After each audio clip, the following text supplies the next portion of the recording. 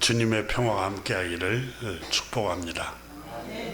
미국의 심리학 회장을 역임했던 펜실베니아 대학 심리학 교수였던 마틴 셀리그만 교수님이 쓴 아주 유명한 책 긍정심리학이라는 책이 있습니다. 이 책에 보면은 템플턴 긍정심리학 학술상 1회 수상자였던 미시간 대학교 프레드릭슨 교수가 긍정적 정서가 얼마나 중요한가, 긍정적 정서가 즐거움을 느끼게 해주는 것 이상으로 훨씬 더 큰 의미를 가지고 있다고 했습니다. 긍정적 정서는 우리의 뇌를 활발하게 뇌 세포를 활발하게 하여서 지적 활동을 더 활발하게 만든답니다. 다시 말하면 치매에 걸릴 확률을 낮춘다는 겁니다. 그러니까 긍정적인 감정, 긍정적인 생각이 얼마나 중요한가. 뇌 기능도 영향을 미치고 또 신체적으로 행복 호르몬 물질이 더 활성화된답니다. 이게 과학자들의 실험해 본 결과라고 합니다. 또 사회적 자산을 지속적으로 확충하고 형성하기 위하여 위기에 대처 능력도 뛰어나게 만든답니다. 특히 우리 자신이 긍정적 기분에 취해 있을 때 다른 사람들이 우리를 더 좋아하도록 만드는 느낌을 준답니다. 따라서 우정이 더 깊고 애정관계 또 유대감이 돈독해질 가능성이 아주 높아진답니다. 긍정적인 생각을 갖고 긍정적인 정서를 갖고 또 긍정적인 말을 하는 사람들에게는, 이렇게 낙관적으로 생각하는 사람들에게는 오히려 친근감이 더 이렇게 든다고 말하고 있습니다.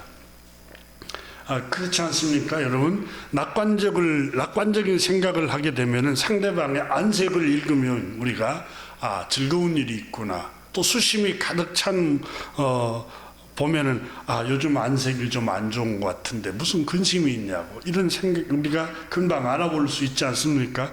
그래서 낙관적인 생각, 긍정적인 정서가 사람의 유대관계도 더 깊어지게 만든다는 거예요. 부부관계도 여러분 긍정적인 생각을 할 때에 사랑, 애정이 더 깊어지는 거예요. 한쪽이 늘 부정적이고 이 비관적인 생각을 하게 되면은 애정이 더 깊어지지 않는다는 겁니다. 그래서 프레드릭 교수는 긍정적이고 낙관적인 생각과 마음과 태도를 가질 때 오히려 정신작용이 활발해질 뿐만 아니라 인내심도 높아지고 창의력도 더 커진답니다. 그래서 이 낙관적인 생각, 긍정적인 정서를 갖고 있으면은 새로운 사상이나 낯선 경험에도 마음의 문을 열게 된다는 거예요. 그래서 이 지적 활동도 활발해질 뿐만 아니라 어린아이나 노련한 의사도 마찬가지랍니다. 긍정적인 정서가 그만큼 우리의 뇌를 젊게 만들 뿐만 아니라 우리의 마음을 행복하게 하고 또 행복 지수를 높여준다는 것입니다. 긍정적인 정서를 우리에게 들게 하는 것들이 여러 가지가 있습니다만은, 여러분 우리에게 친밀감을 가져다주는 그 동물 중에 개, 그 다음에 또 소, 또 닭, 이런 것들은 우리 사람에게 친근감을 가져다 줍니다. 그런데 이것과 달리 오늘 성경에 나오는 이 뱀이라는 곤충은 부정적인 감정을 들게 합니다. 여러분, 뱀을 갑자기 산에나 들을 가다가 갑자기 뱀을 발견하면 여러분 편안해집니까? 그런 사람 없을 거예요. 깜짝 놀래고 또 불안하고 부정적인 감정을 갖게 합니다. 왜냐하면 특히 독사, 살모사 같은 독사는 독을 품었기 때문에 너무 부정적인 감정을 들게 합니다. 독사가 여러분 무서운 것은 치사율이 높기 때문에 그렇습니다. 세계 보건기구가 발표한 것을 보면은 해마다 8만 명에서 13만 명이 독사에 물려서 사망한답니다. 들에서, 밭에서, 산에서. 그 정도로 부정적인 감정을 가져다 주는 게 독사인데, 오늘 성경 말씀에 17절, 18절을 보시면 믿는 자들에게는 이런 표적이 따르리니 곧 그들이 내 이름으로 귀신을 쫓아내며 새 방언을 말하며 뱀을 집어 올리며 무슨 독을 마실지라도 해를 받지 아니하며 병든 사람에게 손을 얹은즉 나으리라 하시니라. 우리가 여기서 이 말씀에 주의할 게 문자적으로 이해하면 안 됩니다. 옛날에 여러분 베드로에게 바다 위로 뛰어내리라 그래갖고 왜 의심하느냐, 믿으면 물 위를 걸을 수 있다. 여러분, 물 위를 걸을 수 있는 것은 사람이 불가능한 환경도 다 이겨낼 수 있다는 의미로 말씀하셨어요. 근데 실제에 그 말씀 그대로 문자로 믿고 바다에서 뛰어내렸다가 죽은 사람이 신문에 실렸잖아요. 외국 해외에서. 실제로 여러분, 뱀, 독사, 여러분 살무사의 독사를 손으로 잡아서 독사에 여러분 물리면은 그 불구자가 되거나 치명상을 입혀서 사망을 하게 됩니다. 근데 오늘 성경에 믿는 자들에게는 이런 기적, 표적이 따를 것이다. 독사의 독을 마실지라도 해를 받지 않고, 이 문자적으로 이해하면 안 됩니다. 이 독사라는 단어를 이 뱀이라는 단어를 성경에 헬라말로 원문에 찾아보니까 이건 뱀이라는 번역도 나오고 마귀, 사단, 악마라고 번역을 하고 있습니다. 그래서 여기 요한계시록에 보면은 옛뱀이라고도 하고 사탄이라고도 하고 마귀라고도 하는 게 뱀. 여러분 창세기 3장에 보면은 하나님께서 지으신 들짐승 중에 가장 간교한 자가 뱀인데, 그 뱀이 아담과 하와에게 와서 유혹을 하지 않습니까? 그러니까 뱀이 그 성경에 보면은 유혹자로 기록이 되고 있습니다. 그러니까 문자 그대로 여러분 곤충에 불과한 뱀이 아담과 하와에게 어떻게 대화를 해요? 불가능하잖아요. 그 말씀은 이 뱀이 상징하는 게 가장 강교한 자요, 속이는 자요, 유혹하는 걸 상징적으로 보여줬습니다. 오늘 이 본문에도 이 뱀을 집어 올리며 무슨 독을 마실지라도 해를 받지 아니하며, 여러분 뱀의 독사의 독을 마시고 독사의 독이 우리 피부에 우리 감염이 되면은 치사율이 높아서 이게 해독을 하지 않으면 죽습니다. 아니면 치명적으로 불구가 됩니다. 이게 이 뱀은 18절에서 말하는 것은 독사의 독이 쏘이면 죽음을 가져온다는 거예요. 그러니까 이 말씀을 18절에 말하면 뱀이 가져오는 게 죽음을 상징하고 있는 거예요. 그러면 오늘 성경의 16장 전체가 겨우 여러분 부활에 관한 설명을 하고 있습니다. 예수님이 부활에 관한 기사를 기록하고 있어요. 그런데 왜 18절에서 뱀 얘기를 할까요? 이 뱀이 가져오는 게 사망, 죄와 저주와 사망을 말하고 있는 거예요. 지금 성경을 전체로 봐야 됩니다. 이 뱀을 집어 올리며 그랬잖아요. 이 뱀 무슨 독을 마실지라도 해를 받지 아니하며, 뱀이 가져온 게 창세기의 아담에게 너는 흙이니 흙으로 돌아갈지나 죄로 유혹을 하고 결국은 죄를 짓게 하고 저주를 받게 하고 사망을 가져왔어요. 독사의 독이 죄와 저주와 사망, 죽음을 가져온 게 이 독사, 이 뱀이 가져온 거예요. 그러면 지금 여기서 말하고 있는 18절에 뱀을 집어 올릴 것이며 죽은 자를 예수님께서 십자가에 못 박아 죽임을 당하시고 장사 지낸 바 되었다가 사망의 권세, 죽음의 권세를 부숴버리고 부활하셨다는 걸 말씀하시면서, 여기 이 말씀은 독을 마실지라도 해를 받지 아니한단 말은 다시는 죽음이 너희를 영원히 멸하지 못할 것이며 죽음이 너를 위협하지 못할 것이며, 어떤 사람에게요? 믿는 자들에게는 17절에 강조하고 있습니다. 그게 16절부터서 이어지는데, 자, 믿고 세례를 받는 사람은 구원을 받을 것이요 믿지 않는 사람은 정죄를 받으리라. 믿는 자들에게는 이런 표적이 따르리니 그랬어요. 어떤 표적입니까?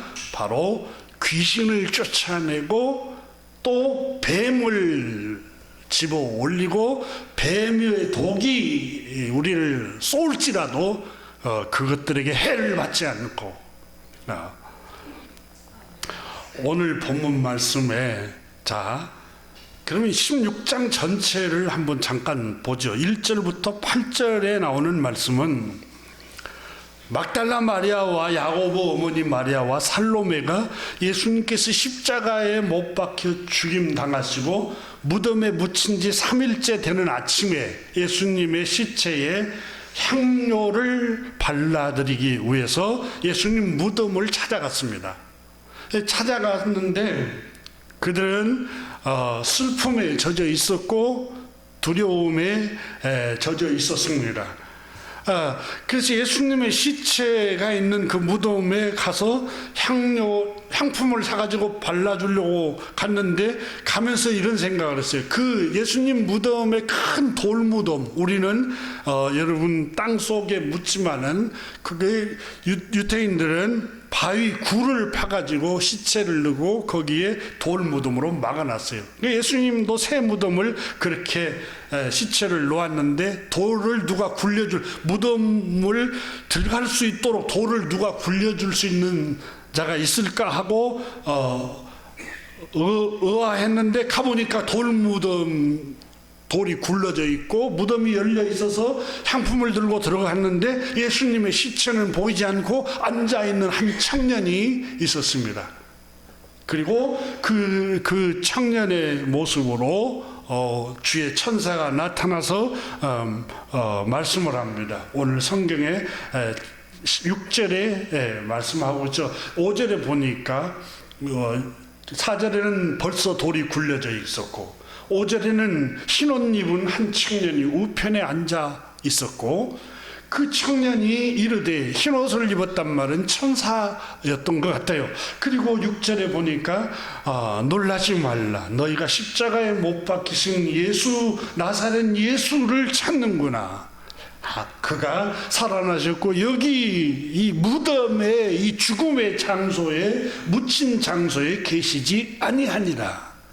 그를 두었던 곳인데 한번 와서 보라는 거예요. 다른 복음서에는 여기 누워있던 것을 보라고 구체적으로 말씀을 하고 있으면서, 그분은 여기 계시지 않고 주님은 그분이 말씀하신 대로 다시 살아나셔서 7절을 보시면 베드로에게, 제자들과 베드로에게 가서 말씀을 부활하신 예수 그리스도의 무덤에서 일어났던 일을 전해라 하면서, 예수님께서 너희보다 갈릴리로 먼저 가셔서 전에 너에게 살아계셨을 때에 너에게 말씀하신 대로 인류의 모든 죄를 짊어지고 대제사장들과 장로들에게 십자가에 못 박혀 죽임 당한 후에 무덤에 묻혔다가 사흘 만에 다시 부활할 것이라고 늘상 말씀하신 대로 그분은 다시 살아나셔서 갈릴리에 가서 너희들을 먼저 배울 것이다 라고 가서 말을 하라는 거 가르칩니다. 그러자 여자들이 8절에 보니까 몹시 놀라 떨며 나와 무덤에서 도망하고 무서워하여 아무에게도 말하지 못하더라고 적었습니다. 그리고 마가는 9절 이하부터서 11절까지 막달라 마리아에게 마태복음에 보면은 예수님이 울고 있는 막달라 마리아에게 부활하신 주님께서 나타나셔서 마리아야 울지 말라. 너에게 평강이 있을지어다. 네 신이나이까 십자가에 못 박히신 너의 주다라고 예수님께서 부활하신 주님께서 막달라 마리아에게 나타나셔서 부활하신 주님의 모습을 나타내 보여주셨습니다. 그 사건이 마태복음에 구체적으로 기록하는데 마리아가 깜짝 놀랐습니다. 예수님이 정말 말씀하신 대로 부활하셨구나. 그때 마태복음에 보면 막달라 마리아가 얼마나 많이 슬퍼하고 울고 있었습니까? 그런데 10절에 보니까 마리아가 가서 예수와 함께 하던 사람들이 슬퍼하며 울고 있는 중에 그랬어요. 10절에. 지금 10절에서도 마리아가 예수와 함께 하던 제자들에게 갔습니다. 예수님을 따르고 믿었던 그때 십자가에 못 박아 죽임을 당하셨지만 예수님을 믿고 따랐던 사람들에게 찾아갔습니다. 근데 그 사람들이 예수님의 죽으심과 무덤에 묻히심을 슬퍼하고 울고 있었다라고 10절에 기록하고 있습니다. 그리고 그들에게 말했습니다. 예수께서 살아나셨다. 이걸 전해줍니다. 그리고 부활하신 주님이 나에게 나타내 주셨다라고 전해줍니다. 그러나 11절에 듣고도 믿지 아니하니라 이렇게 기록하고 있습니다. 그러자 누가복음 24장에 나오는 엠마오로 내려가는 두 제자에게 부활하신 주님이 나타나십니다.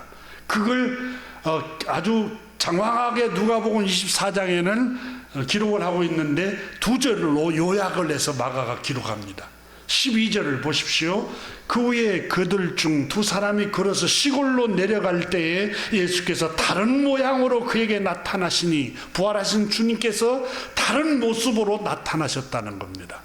그런데 중요한 것은 누가복음에 보면은 슬픔이 가득 차고 슬픈 기색을 띠고 있었던 제자들의 모습을 누가복음은 기록합니다. 슬픔이 가득 찼어요.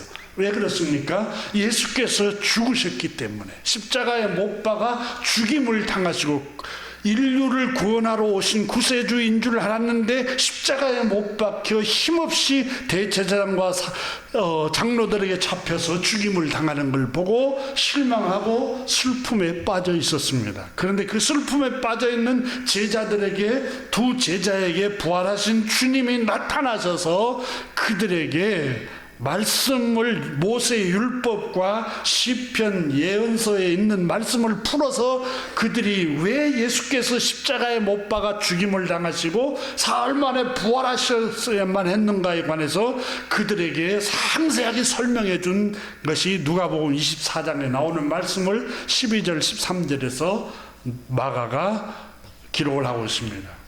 그리고 14절 이후에 그 후에 그랬습니다. 그 후에 11제자가 음식을 먹을 때에 이 11제자는 막달라 마리아가 부활하신 예수 그리스도를 증거를 해주고 예수님은 부활하셨습니다 라고 증거해 줬지만은 이 11제자는 믿지를 못했습니다. 그때에 예수님께서 부활하신 주님이 14절에 그들에게 나타나사 이렇게 말씀하십니다. 그리고 그들의 믿음 없는 것과 마음이 완악한 것을 꾸짖으면서 자기가 살아난 것을 본 자들의 말을 믿지 아니한 것을 완악한 걸 꾸짖고 마음에 믿음이 없는 것을 꾸짖었습니다. 그리고 부활하신 주님이 11제자에게 부활하신 주님께서 평강이 너에게 있을지어다 하고 요한복음의 20장에서 자세히 기록을 하면서 11 제자에게 나타내 보이셨습니다. 심지어 의심하던 도마에게 왜 의심하느냐, 못 박힌 손과 내 팔과 옆구리 창자국을 만져보라 하시면서 부활하신 주님께서 도마에게까지 나타내 보여주셨습니다. 그리고 부활하신 주님을 11 제자가 다 체험을 했습니다. 경험을 했습니다. 그러면서 15절에 말씀합니다. 15절에 뭐라고 말씀합니까? 또 이르시되, 처음에는 책망을 했죠. 그 다음에 부활하신 주님을 다 경험을 제자들이 하고 있을 때에 그때 주님이 말씀하십니다. 11 제자에게 너희는 온 천하에 다니며 만민에게 복음을 전파하라, 이렇게 말씀합니다. 여기서 우리가 아주 중요한 대목을 볼 수 있는 것 중에 하나가, 여러분 지금 이 본문을 16장 전체를 보면은 의심하고 믿지 못하고 그 다음에 슬퍼하고 그리고 울고 있습니다. 왜 이 사람들은 슬퍼하고 울고 있습니까? 예수님의 십자가의 죽으심과 무덤에 묻힌 것 때문에 다 끝나버렸구나. 이걸 예수님의 십자가에 못 박아 죽임 당함이, 예수님 하나님께서는 인류의 모든 죄를 짊어지고 십자가의 대속의 형벌을 받으셨다는 의미가 들어있는데, 제자들은 물리적으로 예수께서 십자가에 못 박아서 힘없이 대제사장과 장로들의 그 권력에 의해서 죽임당하고 말았구나, 끝나버렸구나, 이렇게 생각한 겁니다.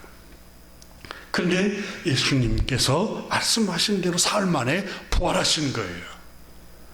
부활하셔서 슬퍼하는 사람들에게 나타나셨어요. 그리고 무덤에서 예수님을 찾으려고 했어요. 무덤, 죽은 사람 가운데 예수님을 찾으려고 하고 그 무덤에 달려갔을 때 이 여인들이 두려워하고 의심하고 놀라고 있을 때에 예수님께서는 천사를 통해서 놀라지 말라, 두려워하지 말라, 이렇게 말씀하고 있습니다. 이 본문은 여러분 놀라고 있고 슬퍼하고 있고 울고 있습니다. 이 슬퍼하고 있고 울고 있고 두려워하고 있고 불안해하고 있고 놀라고 있는 사람에게 예수님은 부활하셨습니다라는 소망을 주고 있는 말씀입니다. 여러분, 부정적인 감정, 이 죽음, 지금 제자들은 부정적인 감정에 휩싸여 있었습니다. 왜냐하면 예수님이 십자가에 못 박혀 피 흘려 죽임당하는 걸 보았어요. 철저하게 패배해버리고 실패해버린 장면을 보았던 것입니다. 이 부정적인 감정이 있었기 때문에 슬픈 기색을 띠었다라고 누가복음 24장에 엠마오로 내려가는 두 제자, 안색이 슬픔이 가득 차 있었고, 오늘 성경의 10절에도 예수와 함께 하던 사람들이 슬퍼하며 울고 있는 중에 이 일을 알림해, 슬퍼하고 울고 있는 중에 있는 사람에게 이 일을 알렸어요. 무슨 일을 알렸어요? 부활의 소식을 알려준 거예요. 죽음이 끝이 아니라는 거예요. 우리에게는 부활의 소망이 있다는 거예요. 부활하신 주님께서 나에게 나타나셔서 죽음이 끝이 아니라 부활이 있다는 걸 나에게 알려줬다는 것을 슬퍼하고 울고 있는 예수와 함께 있었던 사람들에게 알려주기 시작한 거예요. 이게 복음이에요. 이걸 전해줘도 제자들이 의심을 했어요. 이 의심했던 이 제자들에게 예수님은 다시 나타나셔서 부활의 모습을 보여주셔서 평강이 너에게 있을지어다 하고, 그래서 자기가 부활하신 것을 나타내 보이시고 못 박힌 손과 옆구리 창자국을 내 보여주면서 확실하게 보여주시면서 제자들에게 슬퍼하고 울고 있지 말고 온 천하에 슬퍼하고 울고 있는 사람들에게 온 천하에 다니면서 만민에게 복음을 전파하라는 거예요. 이 복음이 뭐예요? 슬퍼하고 울고 있는 사람들에게 산 소망이신 부활의 소식을 전하라는 거예요. 그 얘기를 하고 있는 겁니다. 여러분, 부정적인 감정은 사람을 불행하게 만듭니다. 과학자들이 실험을 해보니까 부정적인 감정이 있을 때 심장 박동수를 재보면은 심장 박동수가 증가한답니다. 또 혈압을 높이고 심장마비나 뇌졸중 같은 질환을 유발하는 원인이 되기도 한답니다. 면역 체계를 약화시켜 감염병에 쉽게 노출되어 질병을 일으키기도 하고요. 염증이 더 쉽게 일어난다고 합니다. 우리 몸에. 이와 같은 부정적인 감정들은 이게 심화가 되면은 밥맛도 없어지고, 그리고 잠도 잘 오지 않고, 불면증에 시달리고, 불안과 두려움에 음습하니까 부정적인 감정이 지배해서 우울증을 동반하게 하고 불안장애를 가져와서 정신을 혼미하게 만들기도 한답니다. 특히 부정적인 감정 중에 외로운 감정은 노화를 빨리 촉진시킨답니다. 여러분, 예수님이 떠나버렸어요. 십자가에 못 박아 죽임을 당해버렸어요. 무덤에 묻혀버렸어요. 함께 있었던 제자들이 얼마나 허탈감이 느껴졌겠어요. 그래서 성경에 보면은, 복음서에 보면은 제자들이 갈릴리로 다시 고기잡이로 가버리잖아요. 이 엠마오로 내려가는 두 제자도 허탈감에 빠져서 자기 고향 엠마오로 가버리잖아요. 이 부정적인 감정, 허탈감, 외로움은 여러분 노화를 더 빨리 촉진시킨다고 과학자들이 말을 합니다. 심리적인 정신 건강이 노화 속도를 빠르게도 하고 늦추기도 하는데, 특히 여러분 허탈감 그리고 외로움은 치매를 발생시키는 위험도가 40%가 높다고 과학자들이 학술지에 발표해 놓고 있습니다. 그래서 어떤 사람이 한 정신과 의사에게 다음과 같은 고민을 상담을 해오는 것을 제가 기사를 읽고 잠깐 소개하자면, 선생님, 이 사람들은 이분은 30대인데 이 죽음이라는 그 불안 때문에 상담을 해왔어요. 선생님, 사람들은 죽음이라는 것을 매일 생각하는지 궁금합니다. 저도 개인적으로 청소년 시절에 죽음을 생각해 봤던 것 같아요. 근데 이분도 이런 상담을 하면서, 저는 어릴 적부터 죽음이 너무 무서웠습니다. 가족이 죽는 꿈을 꾸면서 울다가 깨는 날이 예전부터 종종 있었고요. 나이가 들면 괜찮겠지 했는데 성인이 되고 청년기가 들고 30대가 넘으니까 더 죽음이 두려움, 불안이 심해진 것 같아요. 이별한다는 것, 죽음 이런 게 너무 무서워 계속 상상하게 되고, 나 또한 주변 사람들이 하루아침에 죽을 수도 있다는 생각을 가지며 하루하루 살아가고 있어요. 이제 30이 넘었는데 삶이 너무 짧은 것 같이 느껴지고, 너무너무 인생이 허무한 생각이 들고, 시한부 인생을 사는 것 같아서 마음이 늘 짓눌려집니다.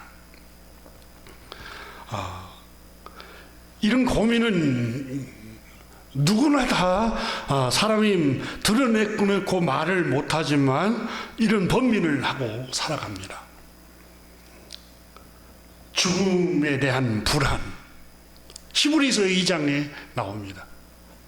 모든 사람은 죽음의 공포에 걸려 있다고.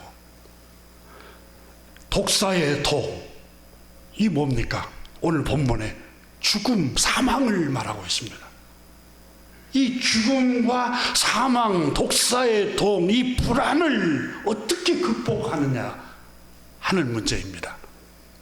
그래서 오늘 본문에 하나님께서, 주님께서, 부활하신 주님께서 믿는 자들에게는 이런 표적이 따르기르니 뱀을 치고 올릴 것이며 독사의 독을 마실지라 해를 받지 않을 것이며, 믿음이 이기네. 이 부활을 믿는 그 믿음이 아니고는 정신과 의사도 어떻게 해결할 수가 없어요. 오늘 성경 말씀에 이 독사의 독, 뱀의 독이 해를 끼치지 못할 것이요. 왜? 믿는 사람들을 이 죽음의 불안이, 옛뱀 마귀라고도 하고 사단이라고도 하는 이 귀신의 왕, 죽음을 가져오고 죄와 저주와 죽음을 가져온 이 뱀의 독을, 해를 끼치지 못하는 사람, 억누르지 못할 사람이 누구입니까? 믿는 사람에게는 억누를 수가 없고 지배할 수 없다는 거예요. 예수 그리스도의 부활을 믿으면 이걸 극복해낼 수 있다는 겁니다. 여러분, 죽음이 왜 두렵습니까? 두 가지 이유 때문이라고 생각이 듭니다. 첫째는 내가 죽으면 혹시 영원히 지옥을 가면 어떡할까? 심판받고 내 영혼이 정말 믿지 않는 사람이나 믿는 사람이나, 특히 믿지 않는 사람은 죽은 후에 이 죽음으로만 끝나버리면 괜찮은데 우리의 영혼이 영원불멸하고 우리 영혼이 정말 지옥 가면 어떡할까? 이게 첫 번째 불안의 이유일 겁니다. 둘째는 이별의 두려움입니다. 전 첫 번째 두려움은 없습니다. 그런데 두 번째 두려움은 갖고 있습니다. 저희 부친을 먼저 주님 나라 가실 때 제가 임종을 병원에서 지켜봤습니다. 심장박동수가 멎을 때까지. 그리고 얼마 있지 않자 어머니가 주님 나라에 가시는 것을 보고 너무너무 고통스러웠습니다.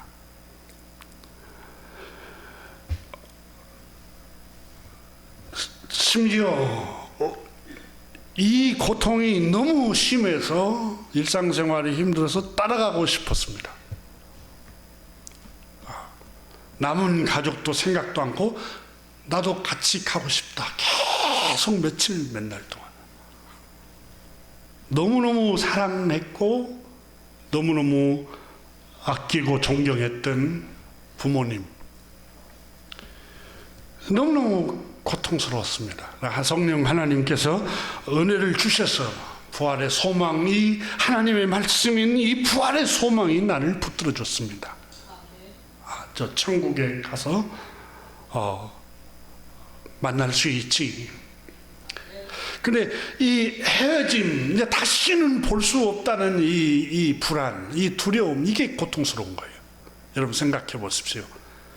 여러분이 사랑하는 남편, 여러분이 사랑하는 아내, 여러분이 사랑하는 눈에 넣어도 아프지 않은 아들, 딸, 이별한다고 생각해 보세요. 이 고통이 얼마나 큽니까?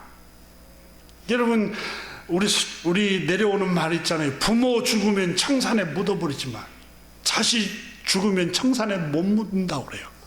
가슴에 한평생 묻고 살아가는 거지. 자식 잃은 것은 못 견딘다는 거예요. 이별한다는 것은. 근데 서로 이별하는 이 두려움이 얼마나 큰지 몰라요. 여러분, 왜 수많은 사람들 가운데 가정이 깨져서 부부가 이혼을 해서 한쪽이 암 걸린 사람들이 통계에 많다고 그러잖아요. 그 이별이라는 게 그렇게 고통스러운 거예요.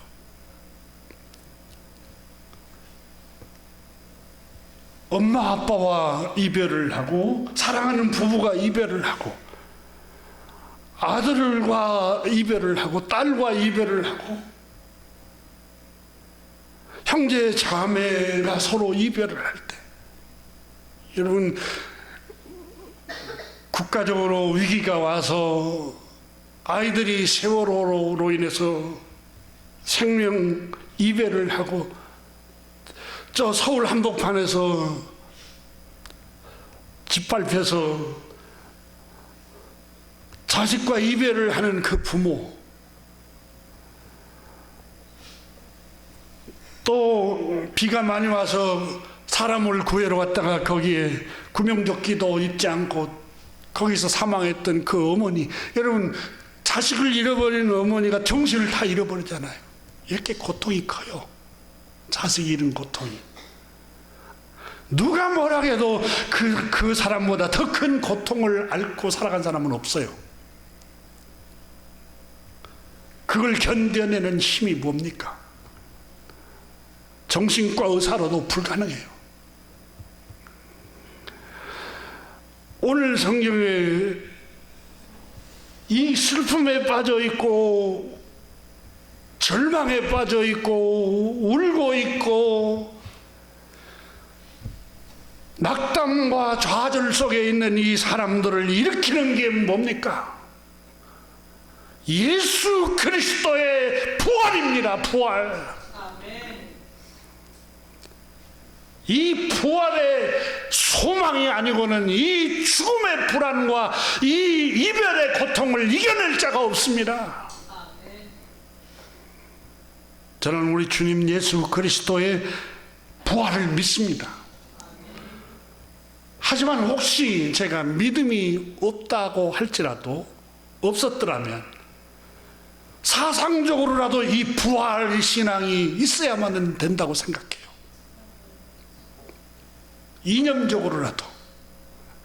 그래야만이 여러분 이 부정적인 감정을 가지고 불안하고 두려워하면서 이 세상을 살지 않고 긍정적이고 낙관적으로 삶을 살아갈 수가 있고 더 행복한 삶을 살아갈 수가 있다는 것을 저는 확신합니다. 오늘 본문에 1절부터서 마가는 14절까지 부활하신 주님이 나타나신 것을 계속해서 반복해서 기록합니다. 여러 여자들에게, 막달라 마리아에게, 엠마로 내려가는 두 제자에게, 11 제자에게 이 부활의 소식을 차례대로 기록을 하면서 마지막으로 11 제자들에게 자신을 나타내 보이면서 15절에 또 이르시되 그랬어요. 첫 번째는 책망을 했고 믿음이 어찌하여 없느냐? 왜 내가 너에게 미리 십자가에 못 박기 전에 말씀을 했던 그 말을 믿지 못하느냐? 그리고 부활하신 모습을 보여주면서 너희는 온 천하에 다니며 만민에게 복음을 전파하라. 부활의 소식을 전하라는 겁니다. 희망을 전하라는 거예요. 예수 그리스도께서 산 소망 부활하신 부활의 소식을 전파하라는 겁니다. 이 소식을 믿고 16절 보세요. 이 소식을 믿고 세례를 받는 사람, 여러분 물세례가 아니라 여기서 말하는 물세례도 의미하지만 세례라는 말은 잠긴다는 말이 잠긴다. 밥티즘이라는 헬라 말로 잠기는 거예요. 예수 그리스도의 부활의 소식을 잠기는 것. 이 믿고 그 소식에 잠기면은 사람이 구원을 받을 것이요. 영혼도 구원받을 뿐만 아니라 부정적인 감정, 죽음에 대한 불안, 두려움, 슬픈 감정, 패배적인 감정, 이런 감정으로부터서 우리가 능히 구원을 받을 것입니다. 믿는 사람들은 정죄를 받지 않을 것이라고 말했습니다. 자꾸 여기 정죄라는 말은 카타크리노라는 헬라 말입니다. 성경 원문에 선고하다, 정죄하다, 저주하다는 말입니다. 너 곧 죽어. 너 얼마 있지 않으면 죽음이 찾아올 거야.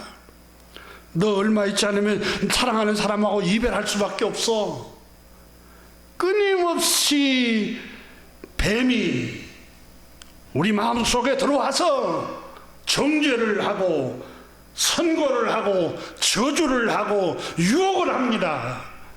그런데 오늘 본문 뭐라고 말씀합니까? 믿고 세례를 받는 사람들은 구원을 얻을 것이요, 믿지 않는 사람들은 늘 정죄를 받을 것이다. 너를 저주하고 불안하게 하고 얼마 있지 않으면 금방 너가 이별할 거야, 죽을 거야. 계속해서 마음속에 악한 영인 뱀이 와서 우리를 독사의 독을 뿌리고 저주의 말을 하고 악한 말을 하고 부정적인 말을 할 때 믿는 사람들은 거기에 압박당하지 않고 정죄받지 않을 것이라고 말씀하고 있는 겁니다. 그러면서 17절 보세요. 믿는 자들에게는 이런 표적이 따르리니 믿는 사람들에게는 이런 기적이 따를 것이다. 어떤 기적이 따른다고 말합니까? 주님의 이름으로 귀신을 쫓아내며, 귀신이 누굽니까 여러분? 마태복음의 귀신은 속이는 자, 더러운 자, 사나운 자. 여러분, 이 속이는 자를, 나를 죽음의 불안으로부터서, 저주의 불안으로 끊임없이 나를 압박하고 정죄하는 그것들로부터서 우리는 그것들을 내 마음속에 예수 그리스도의 부활의 이름으로 쫓아낼 것이며 그 말입니다. 그런 것들을 우리 마음속에 내쫓아낸다는 겁니다. 또 주님께서 말씀합니다. 새 방언을 말할 것이며 그랬습니다. 예수 그리스도의 말씀을 믿지 않고 예수 그리스도의 부활의 소망을 믿지 않았을 때는 새 방언을 말하지 못했습니다. 낡은 말만 했습니다. 거친 말만 했습니다. 썩고 부패하고 낡아진 말만 했어요.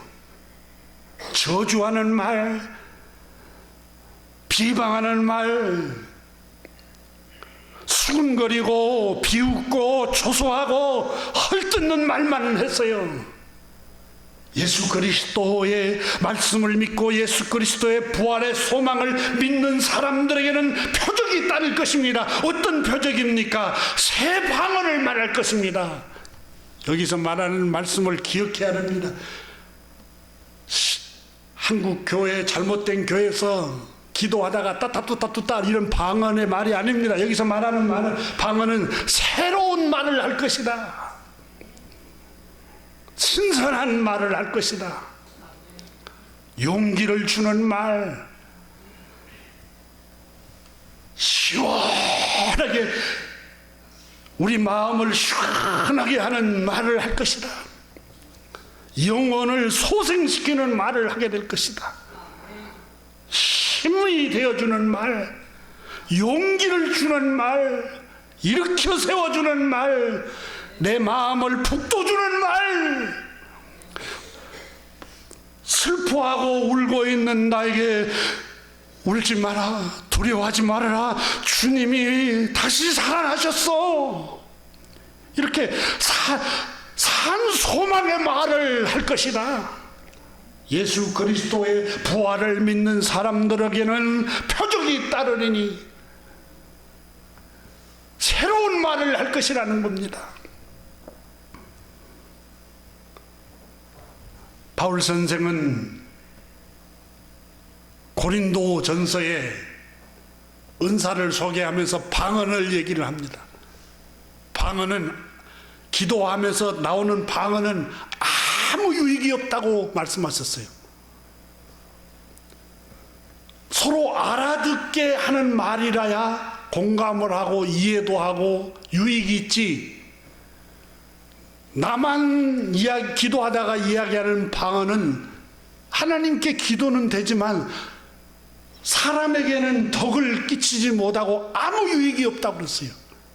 여기서 말하는 이 새 방언을 말할 것이요 라는 말은 고린도전서에 나오는 그런 방언이 아니라, 여러분, 우리에게 살리는 말, 슬픔과 눈물과 좌절과 우울함에 빠져있는 사람에게 일으켜 세워주는 말, 그 말이 새 방언이라고 오늘 본문에 이런 표적이 믿는 사람에게는 따를 것이라고 말씀하고 있는 겁니다.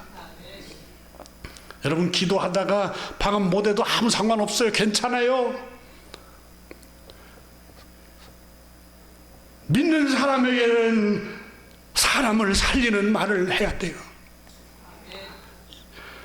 에베소서 4장 22절을 이하에 바울 선생이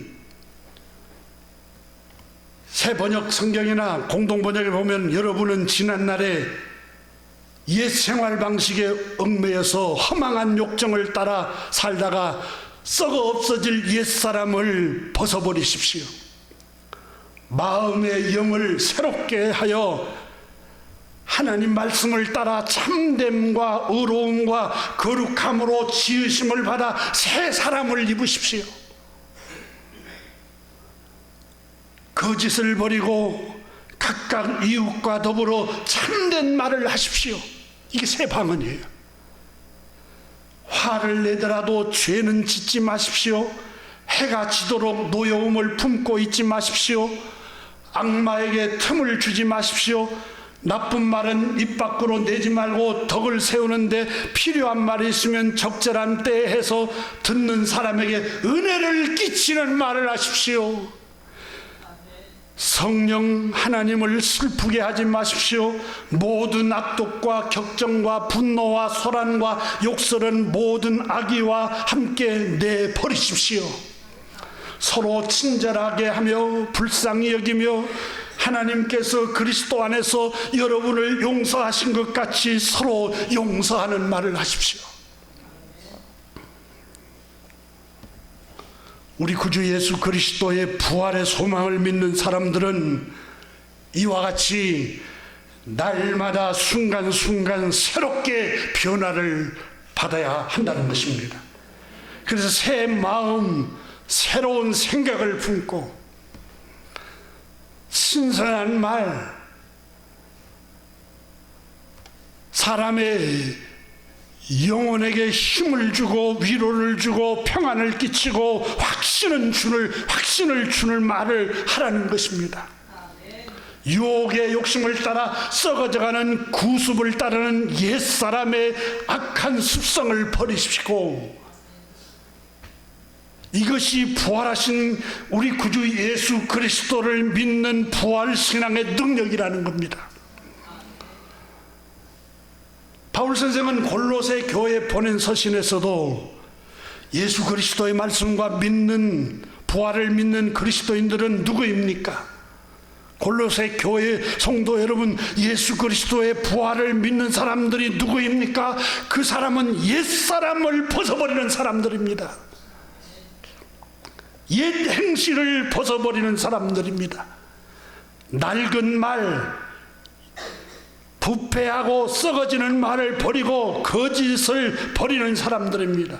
음란을 버리고 더러운 말, 부정적이고 수근거리고 비방하고 사람을 압박하고 사람을 괴롭히는 말을 그만두는 것이 예수 그리스도의 부활을 믿는 사람들의 모습이라는 겁니다. 여러분, 불평하면 즐겁습니까? 여러분은 즐길지 몰라도 불평을 듣고 있는 사람은 스트레스를 받습니다. 누구에게 한번 여러분 실험을 해보세요. 누군가가 여러분에게 자꾸 와서 불평하는 말을 해보세요. 부정적인 감정이 들어서 행복하지가 않습니다. 예수 그리스도의 부활을 믿는 사람들은 새 방언을 말할 것이라고 말씀하고 있습니다. 새 방언이 뭡니까? 용기를 북돋아주는 말입니다. 이게 오늘 본문의 바울, 예수님은, 부활하신 예수님은 제자들에게 부활한 주님의 모습을 나타내 보이시면서 온 천하에 다니며 슬픔에 빠져 있는 사람들, 울고 있는 사람들, 만민에게 이 부활의 복음을, 희망의 복음을, 산 소망을 전파해 주라는 거예요.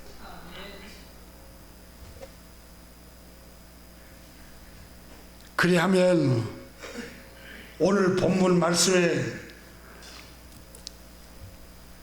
18절에 뱀을 집어 올리며 무슨 독을 마실지라도 해를 받지 아니하며, 계속해서 뱀의 독이 우리 몸 안에 들어와서 정죄를 합니다. 너 형편없는 사람이야. 너 생각을 해봐. 죽음이 다가오고 있잖아. 죽은 후에는 심판이 있는데 너 영원히 저주받을 수도 있어. 죽음을 생각해봐. 사랑하는 사람하고 헤어져야 하잖아. 사랑하는 자녀들하고도 헤어져야 하잖아. 얼마나 인생이 허무해. 슬픔으로, 얼마나 인생이 슬픔으로 가득 차 있고 허망해. 살 가치가 없어. 계속해서 정죄하는 말이, 이 뱀이 내 마음속에 독을 퍼뜨릴 때 이 독이 해를 끼치지 못하는 방법이 뭡니까? 오늘 성경에 우리 주님 예수 그리스도께서 제자들에게 온 천하에 다니며 복음을 전파해라는 거예요. 교우 여러분, 다른 사람에게도 복음을 전파하지만 여러분 영혼에게 날마다 복음을 전파해야 됩니다. 예수님은 요한복음 11장에 나는 부활이요 생명이니, 막달라 마리아가 마르다가 울고 있을 때 자기 동생 나사로가 죽은 사건 때문에 슬픔에 빠져 있을 때 울지 말라 그렇게 말씀하시면서 나는 부활이요 생명이니 나를 믿는 자는 죽어도 살고 살아서 나를 믿는 자는 영원히 죽지 아니하리라. 여러분, 살아서 예수님을 믿는 사람은 육체가 죽지 않는다는 게 아니라 여러분 우리의 영혼이 위축되지 않는다는 거예요. 죽지 않아요. 압박을 받지 않아요. 나는 부활이요 생명이니 나를 믿는 자는 영원히 죽지 아니하리라. 요한복음 14장에는 예수님께서 제자들에게 너희는 마음에 근심하지 말라. 하나님을 믿으니 또 나를 믿으라. 내 아버지 집에 거할 것이 많도다. 요한복음 17장에는 우리 주님 예수 그리스도께서는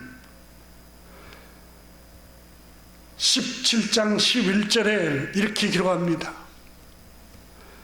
나는 세상에 더 있지 아니하오나 그들은 세상에 있었고 나는 아버지께로 가옵나니 거룩하신 아버지여, 내게 주신 아버지의 이름으로 그들을 보존하사 우리와 같이 그들도 하나가 되게 하옵소서. 저는 이 말씀을 읽으면서 마음에 너무너무 위로를 받았습니다. 예수님이 겟세마네 동산에서 기도한 그 기도의 내용 중에 하나라고 신학자들이 말합니다. 예수님이 십자가에 못 박아 죽기 직전에 기도하면서 거룩하신 아버지여 나는 아버지께로 가옵나니, 이 말씀이 가슴이 뜨겁습니다. 죽음이 끝이 아닙니다. 하늘 아버지가 계시는 그곳에 천국으로 가는 곳입니다. 그렇지, 그렇고 말고 13절에 요한복음 17장 13절에 이렇게 말합니다. 지금 내가 아버지께로 가오니, 또 반복해서 육체의 죽음과 영혼의 분리를 지금 나는 아버지께로 가오니라고 기록을 하고 있습니다.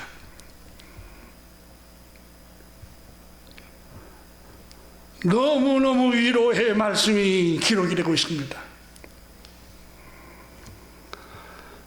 누가복음 23장 46절에 십자가에 못 박히신 예수님께서 큰 소리로 예수께서 이르시되 아버지, 내 영혼을 아버지 손에 부탁하나이다. 누가복음 23장 43절에는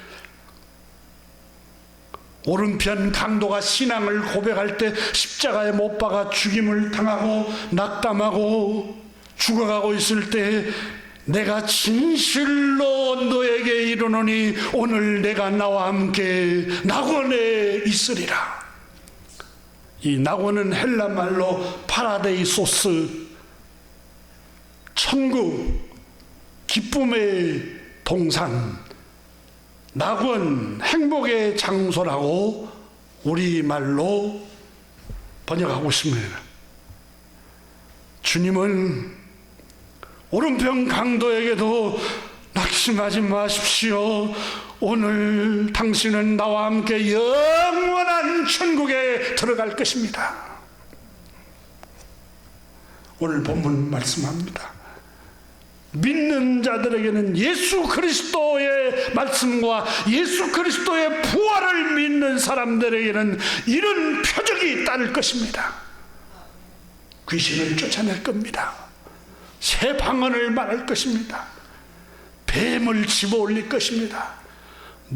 뱀의 독사의 독이 우리 몸에 해를 끼치지 못할 것입니다. 우리의 마음과 몸에 병든 것을 그 이름을 믿으면 치료받을 것입니다. 사랑하는 교우 여러분, 예수 그리스도의 부활의 소망을 굳게 붙드시기를 주의 이름으로 축원합니다. 우리 몸이 노화가 되고 점점 죽음이 가까이 온다 할지라도 절대로 위축당하지 마십시다. 우리 어머니가 계시고 아버지가 계시고 할아버지가 계시고 먼저 간 우리 가족이 있는 그 영원한 천국에 우리는 그분, 우리 그리운 가족을 만날 것입니다. 기도하겠습니다. 하나님 아버지 감사드립니다. 오늘 이 아침에 온 천하에 다니며 희망을 전하라고 말씀하셨고 부활의 산 소망을 전하라고 말씀하였습니다. 먼저는 내 영혼에게 부활의 소망의 소식을 전하게 하여 주시고 주변에 슬퍼하고 죽음을 불안해하고 위축당해서 우울하게 살아가는 사람들, 슬퍼하는 사람들, 용기를 잃어버린 사람들, 하나님께서 우리에게 선물로 주신 이 땅의 삶을 즐겁게 살지 못한 사람들에게 산 소망을 담대히 전하게 하여 주옵소서. 주님, 우리에게 이 소망이 주님 나라 들어가는 날까지 샛별처럼 깜깜한 밤하늘의 샛별처럼 초롱초롱 이 말씀이 떠오르게 하여 주시옵소서. 우리의 시민권은 지상에 있는 게 아니라 저 영원한 하나님의 나라에 있음을 굳게 붙들게 하여 주옵소서. 그리고 오늘 즐겁게 행복하게 낙관적으로 긍정적으로 감사하면서 즐겁게 살아가게 하여 주옵소서. 예수 그리스도 이름으로 축복하며 기도드립니다. 아멘.